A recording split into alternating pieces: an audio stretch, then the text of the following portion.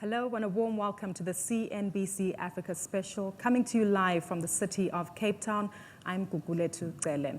Now, we gathered here in the mother city where several stakeholders representing the financial services sector as well as other stakeholders are gathered here to commence as well as celebrate the symposium which is being hosted by the MasterCard Foundation, the Symposium on Financial Inclusion. And at the center of the conversation over the next 2 days will be the theme of client centricity. But how do we do this when for so long leaders as well as organizations have focused on product development rather than client-centric products that might actually address the needs of the individuals that they hope to attract as well as keep when it comes to their client base? Well, that's exactly what we're going to delve into today, and focusing more importantly on how leaders can implement this within the strategies that they implement in their organizations and how the organizational structure as a whole needs to support this. Well, in a moment, we'll get into a vigorating discussion with our panelists as well as our live audience who will be participating as well in the conversation, despite the fact that that will be off air. However, you too at home can join the conversation by making use of the hashtag SOFI, which is SOFI 2015, Symposium on Financial Inclusion. But before we get our conversation underway, let's have a brief look at this corporate video which will set the tone for today's conversation.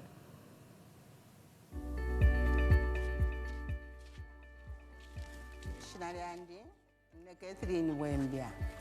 Elio twali kuno mukutala tatulamba seuku lero kuikala kwandi kwaji kwashupa bantu limo twale kwata kotu pianga ifine limbika 5 pini kala kene uleka bilo kwebati limbi ukasunge kakeze kwafu akonomba twale efirwa bantu tatwale kwata nempiesha kutwa bonfya sana shako limbi utu unaona bafya pinombo lefiro kuti usunge nomba pali ishitero twaishire ingira museuku na mweni okweba tichaishire twafuirishako pantolo twayambire kubika kalake nyakalupia musiuku oko okweteka 5 pini kene kala waisabika nomberi tuingire musiuku tule kwatamu tafine wakongola mwakalupia washitako mwana bope ne akisukuru ngamwakumana mwasevinga ila mwasevinga mwapoka mwana kaloni mwayabo mfyako mwabwela nakaidi mwabwekesha mu ya mwini nakaisha isa mwafu akweko ndezwa tesi uku batusambirishako kutira business mulebo mfye nombero na ingira musiuku nali kongola mwempia nali sulako na kantembo ko nchitisha motu nono tulingire na ine filafine kulingana na kalupia nkongwele tulafwayo kwata account bank bakutira tinga twa finesi ukutwayamba yatukosha nabana bakwalesa batwafwako twaisula kulya twalachi tamu filafine so kwati chileto afana tuchimona buyeno ifo.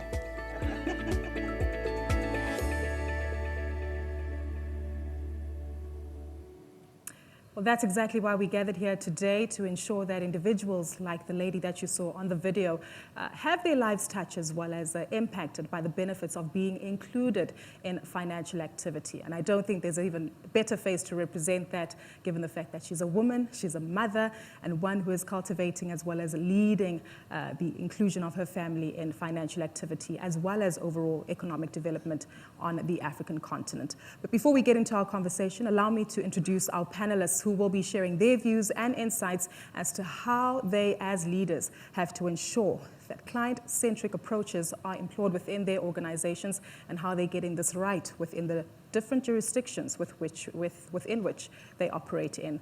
Allow me to introduce to my left Mr. Doug Bailey, who's the Chief Human Resources Officer at Unilever. He's followed by Ramesh Ramanathan, who is the chairman as well as founder of Jana Lakshmi. And to my right is the only female on the panel today, Mrs. Lilemba Piri, who is the managing director of Zona Zambia and Malawi.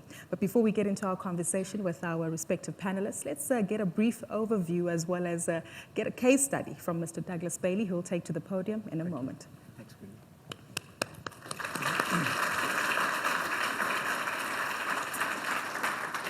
A very good morning, everybody, and can I add my warm welcome and also thank you for inviting me today to introduce this morning's discussion on leadership and organizational culture, but more specifically, and what it takes to lead for a true client-centric organization.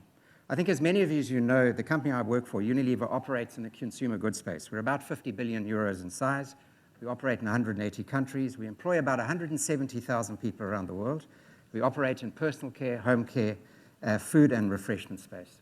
About 2 billion consumers use our brands every day, and I'm sure if I checked your pantries and your bathrooms, I'd find many Unilever products there.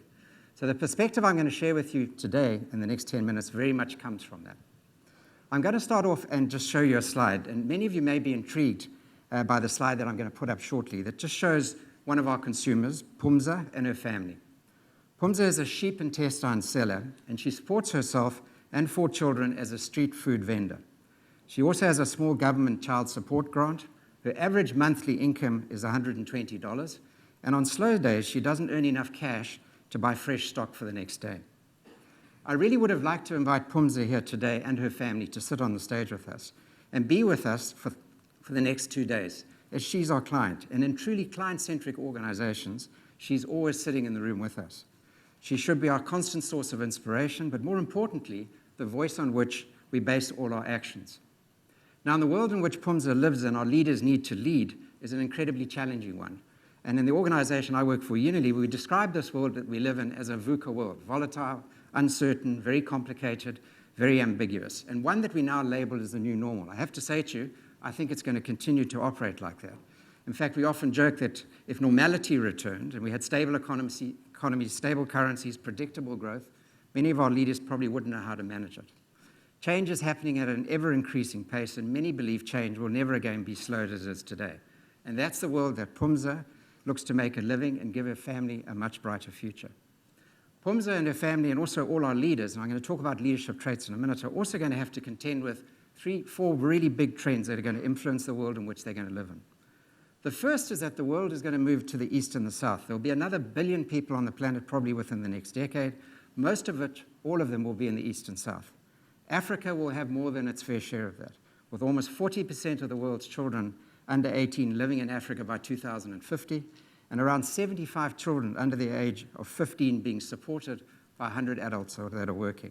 And that's about double the global average. So the deliberations we have over the next couple of days are even more critical when you start to think about that. The second trend is digitization. In today's world, we are instantly connected. Everything is real-time and very transparent. Believe it or not, there are over 7 billion cell phones in the world today, and I'm sure that number's out of date as I speak. Now, for somebody who works in personal care, just to give you an idea, there are more cell phones in the world today than there are toothbrushes. So there's an amazing commercial opportunity if you think about it. Most of the social media is now certainly driving a lot of the communication, a lot of the transparency in the world. And certainly a lot of the unrest in the world seems to be being driven by digital.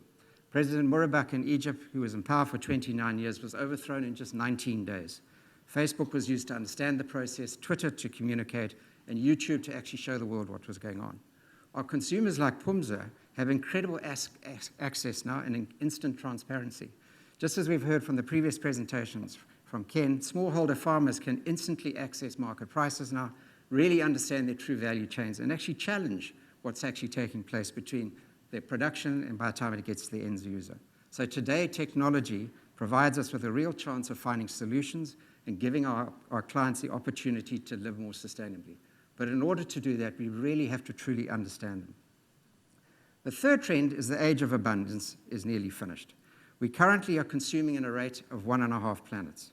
If we all consumed like the developed world, we'd need 3 to 4 planets. We'll need 30%, 40%, and 50% more energy, water, and food by 2030, respectively. To give you some idea about the size of that, we'll need to produce as much food in the next 40 years as we've done in the past 8,000 years. And unfortunately, we really don't start from a great place. About 2.8 billion people already live in water-stressed regions. Around 1 in 10 adults is obese. Yet 1 billion people go to bed hungry every evening. And the scary thing is we throw away about 1.4 billion tons of food every year. Just think about the massive opportunity if we can unlock that. And really at the bottom of the pyramid is where we can do that. And global growth, or the lack of it, is still going to leave 2 billion people below the poverty line. And sadly, the poorest of the poor will be the hardest hit, clients like Pumza. The last is that people will live differently. The world will become increasingly urbanized, with more than half the world's population living in urban areas. By 2030, mankind's primary habitat will be urban slums. You'll probably have about 1.3 billion people living there. The world is going to be a lot older. It's also going to be a lot younger, and households will certainly shrink and change. Migration will continue, and there will be greater potential for cultural conflict as we see today. And these are the trends that our leaders are going to have to contend with as they think about how they drive more client-centric organizations. So where does this fit in? Where does leadership fit in? I think there's growing recognition that leadership and the culture it creates will be the key to unlocking a brighter, more inclusive future for all. For our leaders, this will absolutely mean they have to lead very differently to the way we do it today. And I think simply put, for me, what this means is our leaders and their organizations need to reconnect with individuals and communities they serve and fundamentally change the way in which we operate.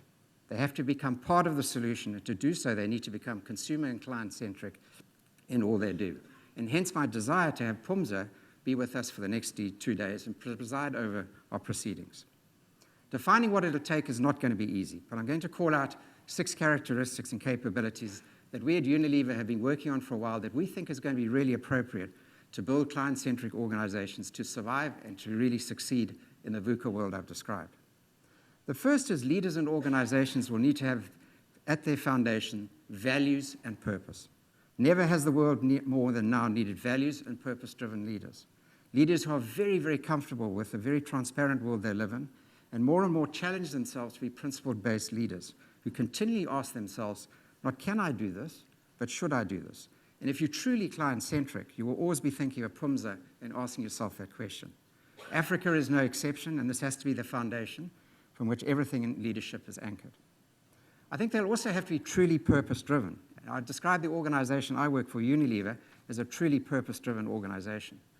It's driving our ambition of doubling our business whilst reducing our environmental footprint and helping 1 billion people improve their hygiene and nutrition. Our purpose is to make sustainable living commonplace. We drive this through a new business model we call the Unilever Sustainable Living Plan.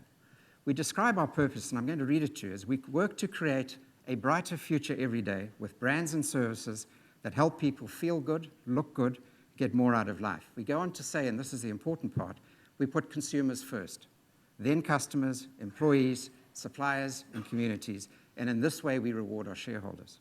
So we always try and have the consumer, like Phumza, in the room. We often talk about, when we get stuck in meetings, about putting a photograph in the middle of the room, of the meeting room table, of Phumza or one of our consumers, so we don't forget why we're there.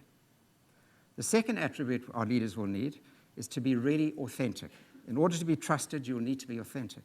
In being authentic, our leaders need to be really culturally very sensitive. They need to be curious and always great listeners. They need to be empathetic, and we've heard that word several times this morning already. And always imagine that Phumza is listening into the conversations as we try and serve her needs better. Above all else, they'll need to truly live the experience, and I cannot stress the importance of doing this at every single opportunity. To really understand Phumza's needs, you need to experience her daily routine and challenges, and that would often mean physically living with the likes of Phumza and her family.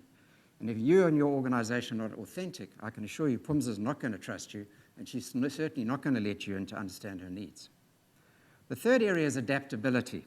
In our VUCA world, disruptions will be the order of the day.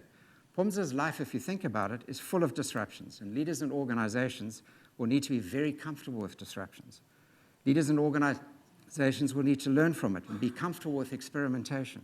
As somebody remarked recently, in today's world, as a leader, the biggest risk you're taking is not taking a risk. In Phumza's case, she's taking risks every single day and living with continual uncertainty. So our leaders will need to experiment with the likes of Phumza, involving her in the innovation process, inviting her in very early, genuinely collaborating her, and seeing her as part of the solution and not the outcome. The fourth area is all about being resilient. With experimentation becoming a fact of life, the ability to fail and recover will be essential. There's no doubt Phumza is incredibly resilient, and she can teach us many lessons. Her life is full of volatility and massive uncertainty. But to become really client-centric, our leaders are going to have to experiment much more. Without doubt, they're going to fail more often, but they're going to have the resilience to remember Phumza and have the courage to get back and try again. I think the key question here is, how quickly do our leaders recover? How quickly do they learn? And how quickly do they go back and try again? The fifth skill is our leaders will be required to become real systemic thinkers. They'll need to really understand all the factors that are influencing Phumza's life. They must be able to make sense of all these conflicting signals, come to a point of view, and then be courageous to act on them. They need to understand the last mile and what constitutes real value. In my experience when I was working in India, we had a real challenge in getting distribution to 600 million rural consumers. This truly is the last mile in India. And after working with NGOs and developing really good insights into life in the rural villages, the solution was to empower women in small villages by teaching them business skills, giving them access to finance, a mobile phone, and educating them to become ambassadors for our products and a source of advice on hygiene and nutrition. Today, we have around 70,000 Shakti Amas, as we call them, who have more than doubled their incomes, are now sending their children to school, but really importantly, are empowered and have their self-esteem back. From my experience as well, our poorest clients are our most loyal, and value does not mean the cheapest. Clients like Pumza cannot afford to take a risk, and cheapest with little value will always lose out to real value that truly meets her needs. And the key to this, once again, is just to experience it. There will never be a substitute for truly living the likes of Pumza's daily routine. We should never miss the opportunity to do this. Joining the dots to make disruptive and lasting change is never going to be easy. Finally, leaders and organizations will need to have strong results orientation to deliver impact and value. The digital revolution will ensure transparency, and their license to operate will depend on this. The definition of results is also going to change, particularly as climate change, social impact, and ecological limits are felt more directly. Our leaders will be scrutinized even more closely by followers, and people like Pumza will be that representative voice. So let me finish by coming back to Pumza and the family. If you're truly client-centric, Pumza will always be in the room listening to our debates. She'll be our conscience, and as we go through the next 2 days, we should imagine she's sitting in the room now listening to our discussions. And the key question we'll need to answer: are our efforts and the actions we're going to take give the likes of Pumza and billions of others a more sustainable and brighter future? For the leaders, our greatest challenge is how do we, through our actions, create an organization that truly has Pumza at the heart of our DNA? If you are leaders and your organizations are not truly purpose-driven and client-centric and live this through your daily actions, it'll be incredibly challenging, and I would argue will not create the impact we all richly want. I hope today I've managed to give you some food for thought and given you just one perspective of what I think our leaders and organizations will need in order to navigate a client-centric VUCA world. Thank you.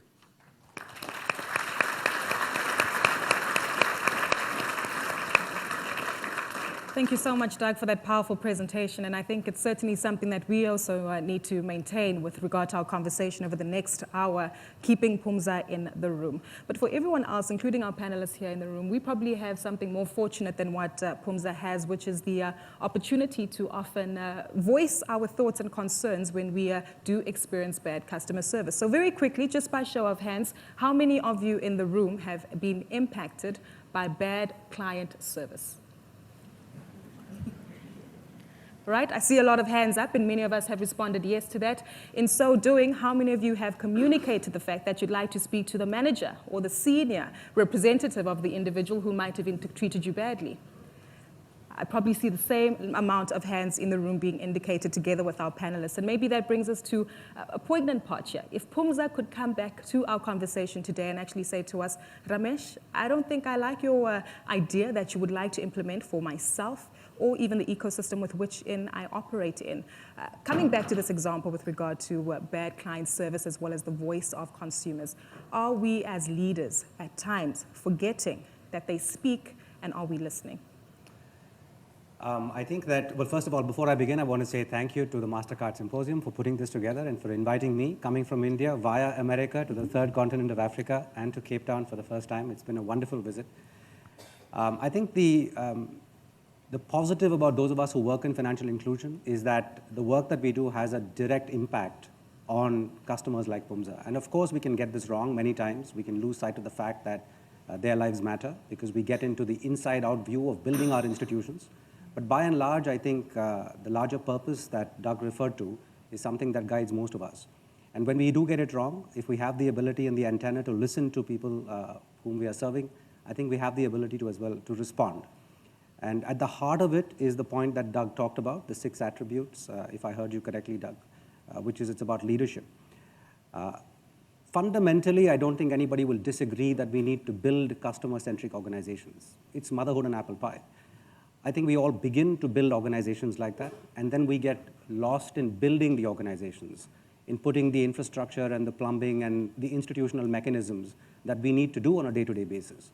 So the constant challenge of leadership is actually to do both, to simultaneously look at building the institution, which is inside out, and all the metrics and the mechanisms that go with it, but not losing sight of the fact of the larger purpose of why we're doing this, which is to have that outside-in perspective as well.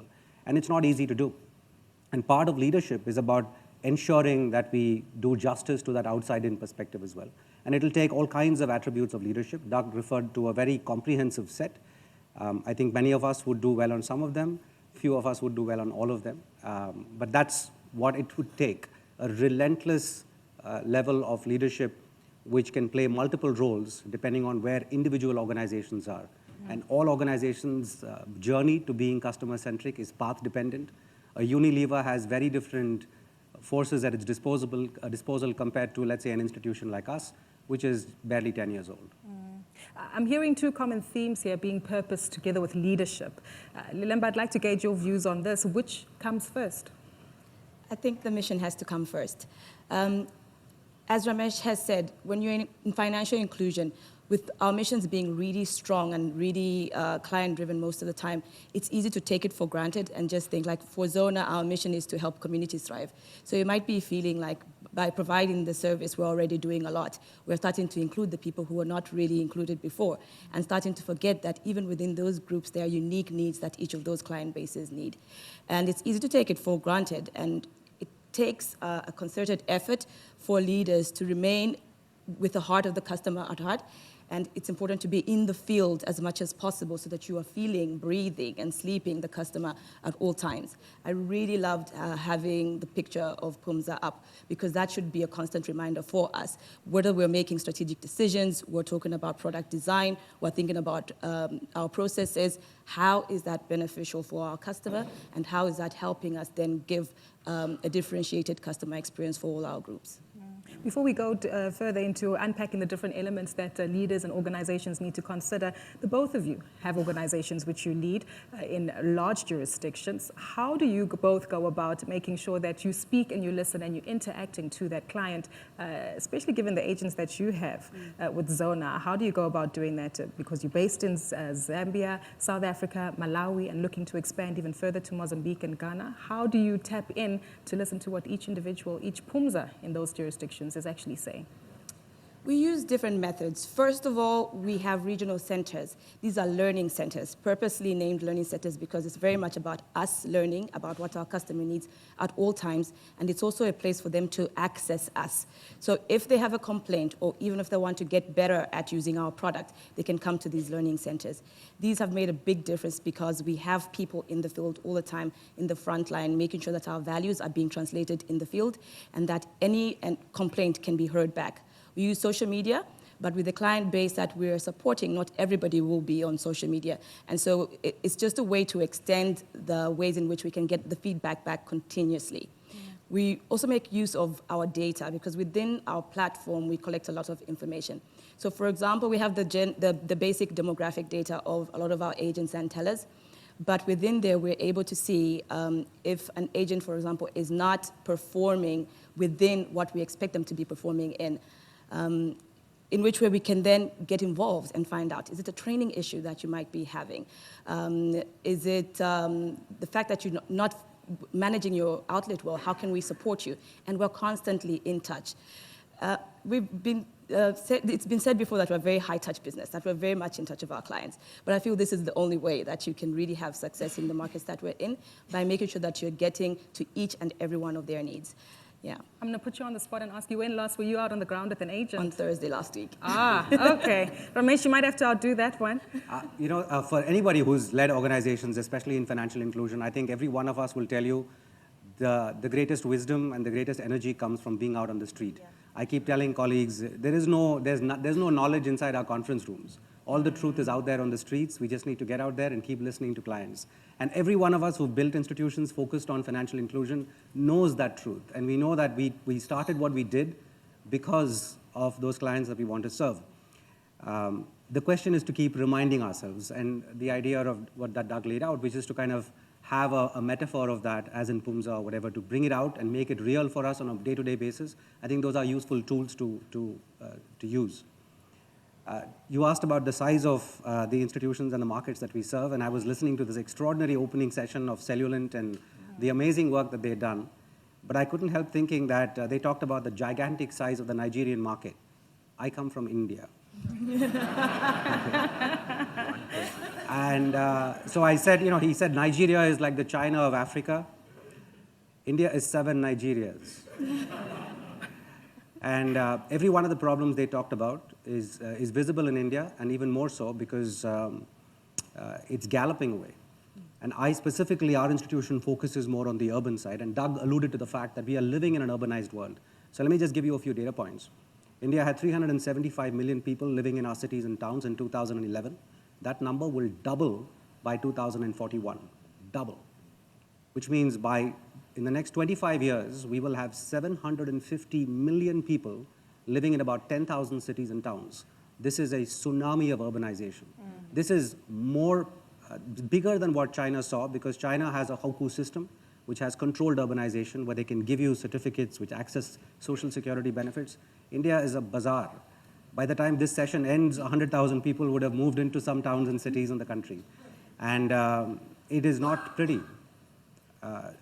Believe it or not, the IT capital of India, which is the city I live in, Bangalore, 60% of people don't have bank accounts, don't have access to financial services.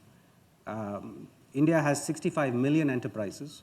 The top 10,000 of them account for 90% of the business from the banking system. The banking system has about $1 trillion that it lends. $500 billion goes to business banking and $500 billion to consumer finance. 90% of the business banking lending goes to the top 10,000 enterprises. The bottom 60 million enterprises in the country don't have access to financial services. So we're dealing with a problem of such immense proportions that we have to tell ourselves that scale is an imperative for us. This is not about personal salvation. It's not about building a nice organization that is profitable and sustainable. It's about fundamentally changing the trajectory of solving the problem. And so we have to be informed by 2, in some sense, orthogonal issues. One is building institutions of scale, but 2 is not to lose sight of why we do this, which is being customer-centric. And often we can start worshiping one God over the other. Exactly. Which brings us to my next question. And Doug, I think you're best positioned to answer this, given the fact that you look over well over 100,000 plus employees within the Unilever umbrella. With scale, how do you still maintain that purpose? Because as a C-suite executive, many of whom are situated in the room here today, you are dealt on a day-to-day with the internal issues and, like you say, the plumbing that the institution needs to deal with. How do you ensure that you maintain in touch with the needs of the consumer, but also have that infiltrate down to the lower leadership and frontline interaction with the client? I agree with you. 2 things. I think there's no doubt that leadership at the top of the organization is absolutely paramount. So if leaders are truly role modeling it, and the CEO that I work for at the moment spends probably 40 to 50% of his time in the markets, the very first thing he does when he visits a market is go and visit a consumer. So go into a house, sit down, have tea, talk about her life, find out what's going on, then into a customer and sit down and talk to consumers in customers and find out so that role modeling at the top of the organization sets the direction for the organization. The second thing is I want to go back to the comment about purpose. If purpose is incredibly powerful, so the 170,000 people working for Unilever, my biggest challenge is to get them to live the purpose every day and live the purpose through our brands and through our activities and what we're doing. And the more we live the purpose, the reason why we come to work every day, which is to make the world a more sustainable place, the more we remember the client, the more we remember our consumer. How do you do that in a society where so many people are just fighting to be employed and want to be salaried individuals who might not want to consider a purpose to get a job? I think it's interesting. I think the world is getting to a tipping point now where I think it's shifting to a point where people realize that it's bigger than just getting a salary and having a job. And I think particularly if I look at the millennials and I look at young people coming into the market, they really want to work for companies that have got true purpose and want to make a difference besides what I've made in my life, et cetera, et cetera. And that point of difference now is actually making a difference to the world. And so I think those organizations that truly can capture that and live that in their organization day in and day out are going to be incredibly successful. And to be quite blunt about it, I think if organizations are not living a purpose and don't have a greater purpose, their license to operate in the next decade or 2 decades probably won't be there.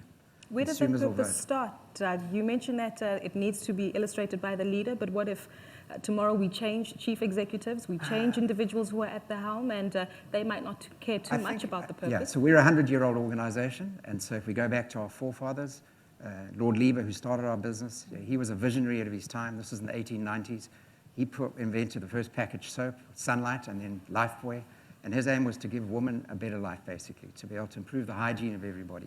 And that's in the DNA of our organization. So I'm really confident we change our leader in the organization. This concept that we've got and the way we want to make a difference in the world will stay with us. I want us to explore that further because here we are referring to an institution, as you say, which is hundreds of years old. For these institutions like Cellulant as well as Zona and even yours, Ramesh, this is still a new company which will still go through changes and phases, and you're still recruiting individuals who need to buy in to this purpose. Are there any tips or ideas or level of advice and maybe even questions from your end, Lilemba, where you find these challenges in building this dream and this vision which has a purpose, but falling by the wayside given the lack of attention to details when it comes to getting people who are part to the party? Yes, absolutely. I think founders are absolutely critical in this, in developing that strong mission. And everything will start and break from there. Our two founders were both born in Zambia, and so they do feel what the customer feels, having grown up and spent a lot of time in the markets.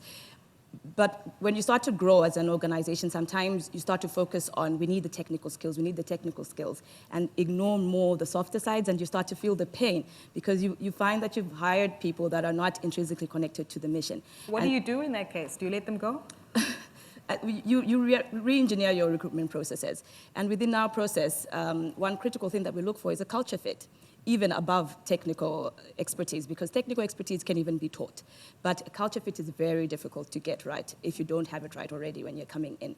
And we try as much as possible to expose all of our people. We have a challenge because we've got an office here in Cape Town, we've got an office in Malawi, we've got an office in Zambia, and maintaining that culture, especially for the people in Cape Town who are not in the markets as often as we would like them to be, is difficult. But we do things like keep our customers' pictures all over the office so that everybody can have a look. We make sure that you're buddying up with somebody who's in the call center in the Cape Town office so that you're hearing what the customer's pain is at all times. Even our executive team has a KPI to be in the markets at least once a quarter. And so it has to start from the top for it to really filter down. And then everybody else will feel like if this is really important to the leadership, it has to come down to us as well. Yeah. I'm happy you touched on KPIs, and maybe we can explore that further. The example that you alluded to, being out there in the market and experiencing time on the ground with the client. I understand there's a similar method that's been used within Unilever in various jurisdictions, such as India. These KPIs, Ramesh, give us your views as well as to how these are changing with regard to the individuals within the organization that you recruit. Let me start by just picking up on the point that was made about people and purpose. Go ahead. We've discovered, for example, we employ about 10,000 people. 80% of our staff are actually frontline staff, and they are 10th grade high school graduates. And so they reflect the same socio-economic strata that our customers come from. So for us to be customer-centric actually begins by being our own employee-centric as an organization. There are tremendous stories that we've had about just listening to our own people to understand not only what they have to face, but also what, in turn, customers face. I remember a conversation in one of our branches when I had gone, and we talked about employee growth and career paths and so on. And there was a security guard at the back who was listening to this conversation. And at the end of it, in the Q&A, he put up his hand and said, "Sir, I've been working in this organization as a security guard for over a year now. And I've seen that many people have had chances to go from, say, a cashier to the next level and so on. But I can't even get a job in this organization because your basic qualifications require me to know English." Because we say that as an act of pride, and we say we help people to get qualified and come in. He said, "But you don't give me an opportunity to get involved and employed by this company because you have this entry barrier." And that was a moment of truth. So we changed our recruitment processes to say we won't make English as an entry barrier, but within the first year of joining, we will give you access to English classes to get certified as you come in. And a year later, the security guard is working in that branch as an employee of the company. Now, there are examples like this that are abounding, that we just have to keep listening and bringing them in. One point where I would differ slightly with Doug on is we've learned that the employee value proposition is different for different levels of the organization. For a frontline employee, what they're looking for is the question that you asked. I want a good job which pays well, which is in a good company, which has some brand value. At the next level, they want career paths and progression. The third level is leadership. But the highest level of the organization is where the purpose issue really comes alive. Legacy, the ability to contribute something bigger, they have competencies, and they say, I want to leave a mark with the skills that I have on something that's larger than me. I want to connect the arc of my life to something that's bigger than my life. And we feel that while everybody has a portfolio of reasons to be in a company, there are dominant themes that emerge across different levels of the organization. At the front line, it's slightly different from those at the top of the organization. With respect to the issue about performance measurement and metrics, I think it is a central aspect of being customer-centric, because it is such a fuzzy word that you can actually get lost in it and think that we are doing justice to different aspects of customer centricity. For example, there's this whole world of customer experience. We know that if we walk into any of our branches, we can do 100 things better, and every one of those would improve that journey of customer experience. But is that the totality of customer centricity? And the answer is no. There's a whole bunch of things we need to do. How do we value different kinds of customers? What kind of products and services do we have? Do we have a rewards and loyalty program? Do we have, as a financial services institution, the ability to offer financial advice? And finally, the customer channels and experience. So in our view, in our learning, we are barely beginning this journey. We feel the first thing is to articulate a framework of customer centricity. And it need not be perfect, but at least it represents our point of view at a point in time, and then use that articulation to define performance indicators and metrics. Because if we don't do that, then it's very hard to create a shared vision which brings everybody together. And so the performance measurement is not so much about the stick, but it's about using it as a carrot to create a shared vision, which then gets people aligned to a single goal. I'm happy you touched on that, and just before we do go to an ad break, I want us to explore how you monitor that and evaluate it and translate that data in order to make sure that we're not stuck in the same rut and feel like mice on a wheel here, doing the same thing over and over again, expecting a different result. How do we go about implementing a proper monitoring and evaluation process? It begins with data. So you have to have organizations. We are what I call an anally data-driven company. So we have all of the metrics that we use are driven by data, which is objective, so that there is no subjectivity. People can debate whether that data should have resulted because it was poor because of externalities, but there should be no debate about the data itself. So that takes an enormous amount of internal institutional structuring to make sure that we have the right data at the right time and available at the right level of granularity. So for example, on customer centricity, we have 4 or 5 indicators. The first of those is retention. One of the things that happens in financial services is we tend to get lazy because it's a sticky business. You have to do really badly as a financial services institution for a customer to leave you, unlike, let's say, for a consumer goods company who can change a brand of soap quickly. And in financial inclusion, it's even worse because we are so complacent. Dan Miles was talking about this earlier this morning. We are so complacent about the fact that we are dealing with customers who don't have very many alternatives that we take them a little bit for granted. So we have to, especially those of us who are in the lending business, it's a different business in Zona where you're doing digital payments because you're really hungry for that customer acquisition. So all of that has to feed into the metrics that you use, but make it granular, make it real time, make it at a level of an individual. Indeed. Well, we'll continue with this conversation right after this short break. Do stay tuned. We are coming to you live from the MasterCard Foundation Symposium on Financial Inclusion, and we're interrogating the leadership value that organizations also need to have in implementing a client-centric strategy. We'll be back with more right after this.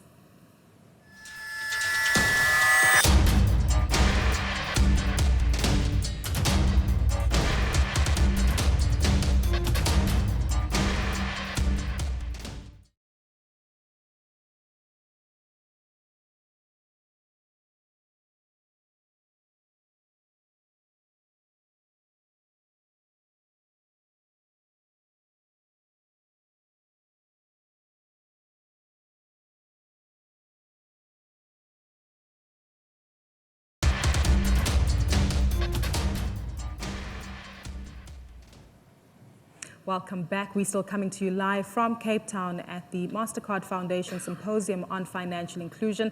And our conversation so far, we've been taking a look at leadership and how that plays a role in implementing a client-centric strategy. Now, over the first half of the conversation, we touched on a variety of aspects. It's the purpose, it's the leadership, and implementing that within the individuals who will join the organization. But if I'm a C-suite executive again who wants to have a purpose, but also make a return on my investment, at what cost does this come at, Doug? Look, I think in today's world, unless you have a purpose greater than just making money in the old-fashioned, if you like, capitalist way, I think your organization is going to find it difficult to be able to operate in the world of the future. Because I genuinely think we've got to a tipping point. If you hear the numbers that Ramesh was talking about in India and the challenges that we face, I think as businesses, you can either do two things. You can be a bystander in the society that provides you a livelihood, or you can step off the pavement and become part of the solution. So I don't think it's an either or. I think it's an and at the end of the day. And I'm absolutely convinced, if you take the strategy and the path that Unilever's on, we passionately believe the business model we're running, which is to double our business, reduce our environmental footprint, and help 1 billion people improve their health and nutrition, is the business model that allows us to grow our business sustainably and profitably into the future. And I think what we're finding as we go down this journey, it's incredibly exciting. We've got big targets. We're not sure how we're going to achieve all of these targets, but it's forcing us to experiment more. It's forcing us to take more risk in the organization and to truly make sure we've got the client at the center of what we do. And the more we do that, the more resonance we're having and the stronger our brands are becoming. How then do you spread that message, to play devil's advocate, to young entrepreneurs on the continent who want to be the next Jana Lakshmis and Sinulants, but don't have the time or that funding to allow any of their staff members to go spend 6 months with a client to understand more about their needs? Look, I think the world is, and I go back to technology maybe, and this clash that we've got in the world between technology and information. And if you have a look at the power of some of the startups that have come from nowhere in 3 or 4 years with zero capital at the end of the day, $240 Airbnb, I think they started their organization sitting in a loft in San Francisco, and today their organization is probably worth $10 billion. They have the most hotel rooms in the world. So I think if there's a will, and if you're prepared to take the risk, and you're going to fail many times at the end of it, but there's opportunity out there, and I think technology and this information coming together allows people to have a level playing field where scale in some cases has always been a barrier. It's no longer a barrier. And so I'd encourage young entrepreneurs, if you've got this big idea, this dream, then start to experiment and start to have a go. The funding, I think, will come. And I think the funding is there in the world at the moment for clever ideas. They're going to make a difference to the world. That's why we've got Jana Lakshmi, right? To provide the funding. It will come, and I think that the financial inclusion sector is unique among those which are focused on social impact because there's such a vibrant ecosystem. Because the first stages of funding, we ourselves are an exhibit of this, comes from social impact investors. So before commercial investors and mainstream investors get interested in you, you need to get visible. And that curation of that visibility is actually enabled quite substantially and across all geographies, I think, in financial services. To your question about entrepreneurs, I think that the morning session that we heard of Cellulant, a company that didn't exist 11, 12 years ago, and the kind of impact it's had in Nigeria with chutzpah, with the application of technology, but not for technology in itself, to service a customer need. And I think we need to bring, that is the intersection, that we need to add value to the lives of customers. And the opportunities that are available today with technology, especially mobile technology, are extraordinary. But the hard work is not on the technology side. The hard work is in understanding the lives of the customers and how we can add value to them. I can tell you in our business, the toughest product we've worked on is actually a savings product. If I heard the speaker on the Cellulant who said there were 2 million Nigerian rural farmers who had bank accounts, but only 800,000 of them were active. In India, the numbers are even worse. We have 70 to 80% of bank accounts that are open for the rural included, which are inactive. And that's because the idea of a savings account is not just opening an account. The real challenge in customer centricity is to understand how do you keep it alive? How do you keep average balances going up? And we've been working on this problem for 3 years. It is the equivalent of doing private banking for the poor because you've got to go to that vegetable vendor, that flower seller outside the temple, who's working between 6 in the morning and 11 in the morning, makes 500 rupees a day, but collect the 200 rupees that she wants to save before she leaves for home because she knows if that money doesn't leave her hand by 11 o'clock, it's going to slip through her fingers by the time the night comes. So to do that in a large-scale environment requires an enormous amount of customer centricity. One of my colleagues who's been doing banking for 25 years said, this is the toughest product he has ever worked on in financial services, the plain old savings account. Sure. Fascinating insights, but I want us to piggyback on that theme now that it's come up of entrepreneurship as well as these leaders we're talking about, especially young individuals. The kind of leadership that we heard about this morning during Cellulant's discussion and presentation here, as well as what we see in your organizations, are leaders like that born or are they groomed? And I know you'll come back to the purpose, Doug, but for each of you, I just want to get your views on that so that we understand if we're trying to build a sustainable model of client centricity, how do we do that if there might be a few to pick from, or can we groom and encourage leaders so that there's certain consistency with regard to this kind of leadership? I think my own view, this is my personal view, I think that you can certainly grow leaders and make them much bigger and much stronger. And you can certainly equip leaders for different circumstances in a new world. But I'm also convinced that there's a bit of leadership in everyone. So if I take Pumza at the moment, and the chart we started on, if you think about she's a leader in her community, I've got no doubt. She's a leader of her family, and she's got leadership values that she tries to. So I think there's leadership everywhere you look. It's how do you unlock the leadership and give it an opportunity to flourish. And I think many of the people we're talking about and the clients we're talking about today have never had that opportunity to become leaders in their own little way, in their own little communities, just their family unit by providing better, increasing education opportunities, et cetera, et cetera. So I'm in the camp that says, yes, you can build leaders, yes, leaders are born, but equally so I really believe there's leadership. There's a bit of leadership in all of us. I agree with that. Being a client-centric leader is really very much about empathy, and I think each and every one of us has got some empathy within us. And the basic premise behind it is really just thinking about what would I want if I was in this person's shoes? How would I want to be treated? I want to be treated with respect. I would want somebody to ask me what I want. I'm not expecting that, for example, my banker will know all of my needs, and I'm going to communicate it. How much more then should I want to hear back from my customer as well? And it's really very much about empathy, so it can be developed, and it's really in all of us. Ramesh, you agree? Yes and no. I think that I listened to James, he's sitting right here yesterday. I listened to him yesterday and give the story of Equity Bank. I think it's an extraordinarily inspirational story, but it requires extraordinary leadership. And I don't think that that's available, that's distributed in an equitable way. No pun intended, right? I think that, but institutions need leaders of all kinds. And I think you can certainly create an environment where different people can find different kinds of leadership and can exhibit that in the organizations. I agree that empathy is a kind of a minimum condition to work, at least in this kind of space. But to build organizations that are transformational is a very different bar of leadership. Doug, Can I just come back to just the question Ramesh raised earlier about different ways in how different levels of organizations drive themselves. What we found with purpose in Unilever is trying to find how you unlock it at every layer of the organization. So for example, in India, we have a number of manufacturing units deep in rural areas.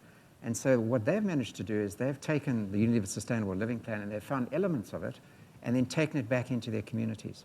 And so they've become leaders in their own right by going back, for example, into a rural community and working on a health campaign around hand washing, for example. And in their communities, they're seen as really big leaders who are trying to make a difference and stuff like that. So the challenge is at all the levels of the organization as you work through, particularly if you're purpose-driven, is how do you unlock somebody's individual role in providing that client centricity? And as you said, I'm big on purpose, and so I think purpose is the way I unlock it, where I try and unlock it at every level of the organization as you take it forward. And I think that's the power of it. If you can do that, it's incredibly powerful. If I can respond, I agree with Doug completely. And I think part of the responsibility of senior leadership is to make that space available. The part of the responsibility of senior leadership is what I call curative leadership, that you have to allow those who are passionate about the cause, they exist in the organization, and they are constrained in many ways because of, every organization has bureaucratic inertia that grows. So you need to have the leadership capability, not to impose your will, but to actually enable others, to give them the safety to come out and express their passion and to take ownership over what they do in their own lives so that nobody wants to be a cog in a wheel. But to give them that sense of capability and that sense of freedom and liberty to say that I want to do something requires an enabling leadership, which can only come from the senior levels of the organization. You need to set a certain course. If you don't have that leadership at the top, then Ramesh, what happens to the individuals at the bottom who are trying to fight for that purpose? Do they have potential recourse here? Do they have options available to them, or forget about the purpose and just push profits? Lelemba, your view? It has to definitely start from the top, from that leadership, because that creates a foundation. If you want to create a client-centric organization, it will run through different things, from your organizational structure, from the type of tools that you're providing your people with, from the design of your products and your processes. And so that requires resources, and it requires time. And if you don't have the leadership buy-in, it's really difficult then to make it run through that. Our organization is structured in such a way that our teams are structured per client group. So for example, one team will be supporting agents, another team is going to be supporting tellers, another team is going to be supporting consumers. What this means is that there are multi-skilled people within those teams. There will be a customer experience person, there will be a data person, there will be an engineer right within those teams. But within that, then they've got that exposure to the customer. But if it doesn't start from the top, then you can't organize your organization like that in the first place. Yeah. You might still be thinking about functional organizations like this is HR, this is finance, but all of our departments are just there to support the customer. So it has to start from the leadership. Exactly. I think if it's not being role modeled at the top, people vote with their feet. It's as simple as that. So people seeking purpose will leave your organization very quickly. Okay, and so your retention and staff and talent is so important in this. The second thing I'd add is just I want to build on the point. One of the traits I didn't talk about was what is leadership's true role? And do we need to produce more and more service-orientated leaders? Now, I often have a discussion with young people, and I have the conversation that says, do you think that you serve me as the head of HR in Unilever, or is it my job to serve you? And is it my job to really create the environment that truly allows you to grow and contribute and develop? And I'm firmly in the camp that says the leader of the organization, in fact, serves the organization, serves his teams by creating this environment where people can truly contribute and truly grow. And that's a big difference, I think, from maybe leadership of the past where it tended to go this way. And I'm arguing it very much goes down there to create the space to allow people. So it's empowerment, it's allowing people to live their dream. Of course, you have to make tough decisions sometime, and of course, you have to get involved. But the fundamental thing is, can you release your organization to fly? And I think that's the challenge. I'm happy you touched on that because I understand one of the points that you alluded to as well when it comes to Unilever is being results-oriented. And we've got about 2 minutes to go before we wrap up, but I want to give each of you an equal opportunity to give us your closing remarks with regard to how the leaders who are based in this room themselves, who raised their hands when I asked the question with regard to how many of them have been negatively impacted by bad customer service and called on leadership. How do we make sure that when we have this conversation again in the next 5 years, that we actually have no hands up in the room, regardless of whether we're speaking to a Gugu or a Pumza who is out in a rural area? Doug, your closing comments. Sure. I think just two things. I'd always have your client in the room. That'd be the first thing I'd always say. Put it on the table, have it in front of you. Whenever you're confused in the argument debate, have a look and remind yourself why you're here, particularly if there's a debate. Imagine she's listening to the conversation. And quite often, we have a conversation that says, imagine if she was listening to us, what would she think? She'd either be horrified because we're not serving her needs, or she'd be really pulling us in light. So consumer in the room with you all the time. And the second thing I would say is big leaders, find your purpose, stick with your purpose consistently, and dream it. Ramesh? I'd say in the context of customer centricity, I would say start with a framework, define the framework, because that then gives you the things that you need to do organizationally to execute on customer centricity in a systematic way. There is a tipping point that one needs to reach. I don't think that the journey to customer centricity happens easily.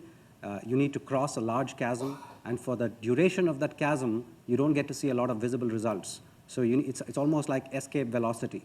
And to reach escape velocity is when you really need leadership at the top of the organization to enable this process.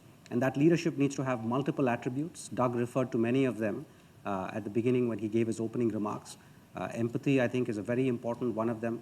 Enabling evangelists in the organization is a very important role of leadership.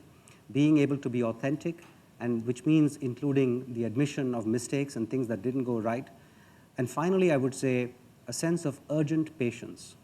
To recognize that this thing will take time, but we cannot lose a day. Lelemba?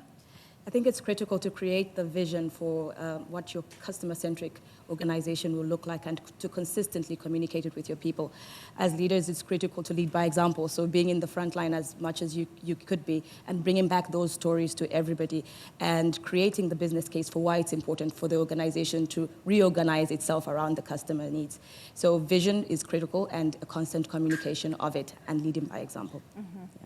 I'm happy with all of those comments, and perhaps maybe it's time to gauge with our audience as well, especially those individuals who are at the helm of their organizations. How soon will you be paying a visit to some of your customers on the ground to put your framework in place, have a purpose and establish it, ensure that the vision is maintained, but more importantly, keep your client in the room? Show of hands. Oh, I'm seeing very few. I'm a bit concerned. We've seen an increased number of hands. Thank you so much, ladies and gentlemen, and thank you so much to each of my panelists as well for engaging us in this conversation and identifying how leaders as well as organizational behavior need to play a more poignant role when it comes to instilling a client-centric approach to strategy. My panelists, once more, a very big thank you to Doug Bailey, who's the Chief Human Resources Officer at Unilever, Ramesh Ramanathan, who is the Chairman and Founder of Jana Lakshmi, and Libemba Piri, who is the Managing Director of Zona Zambia and Malawi, and I understand that might be expanding further into Ghana and Mozambique. Yes. Indeed. Well, onwards and upwards to client-centric organizations, as well as including them financially, as we are here gathered in Cape Town once more for the MasterCard Foundation Financial Symposium, focusing on financial inclusion, but more importantly, how we keep clients and PUMZA in the room. For CNBC Africa, I'm Gugulethu Cele. Until next time, it's goodbye for now.